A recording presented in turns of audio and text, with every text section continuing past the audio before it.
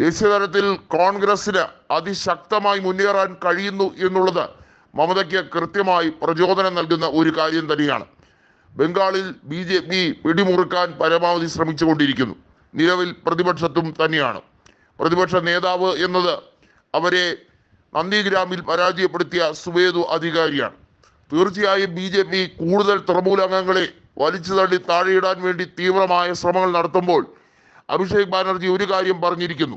ബംഗാളിൽ ജയിച്ച 12 BJP MPമാരിൽ പലരും തൃണമൂലിലേക്ക് വരാൻ വേണ്ടിയുള്ള തീവ്രമായ ശ്രമം നടത്തുകയാണ്.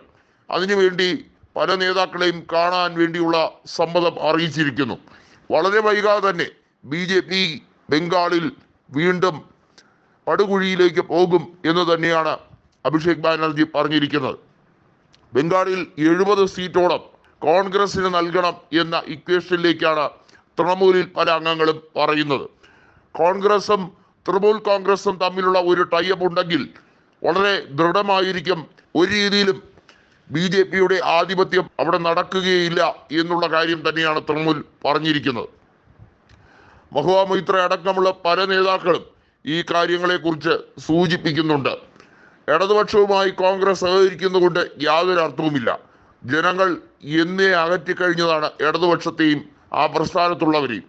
അതുകൊണ്ട് തന്നെ ഇടതുപക്ഷത്തിന് ബംഗാളിൽ ഒരു റോളുമില്ല. അവർ തെരുവോരങ്ങളിൽ ഏതൊക്കെ രീതിയിൽ പ്രസംഗിച്ചാലും ഏതൊക്കെ രീതിയിൽ ജനങ്ങളെ അഭിമുഖീകരിക്കാൻ ശ്രമിച്ചാലും 34 കൊല്ലത്തെ അവരുടെ കിരാത ഭരണം ഒരു കാലത്തും ജനങ്ങൾ പൊറുക്കുകയുമില്ല, മറക്കുകയുമില്ല. അതുകൊണ്ട് തന്നെ കോൺഗ്രസ് സഹകരിക്കേണ്ടത് ഇന്നിന്റെ രാഷ്ട്രീയം മനസ്സിലാക്കി തന്നെ ആയിരിക്കണം. തൃണമൂൽ കോൺഗ്രസ് നേതൃത്വവുമായി സഹകരിച്ചുകൊണ്ട് മുന്നോട്ട് പോകാൻ വേണ്ടിയുള്ള കോൺഗ്രസിന്റെ മുന്നണി പോരാട്ടമായിരിക്കണം നടത്തേണ്ടത് എന്നുള്ള അനിവാര്യതയാണ് തൃണമൂൽ കോൺഗ്രസ് ഉന്നയിച്ചിരിക്കുന്നത്. AICC അതിന് അർത്ഥസമ്മതം മൂടിയിരിക്കുകയാണ്.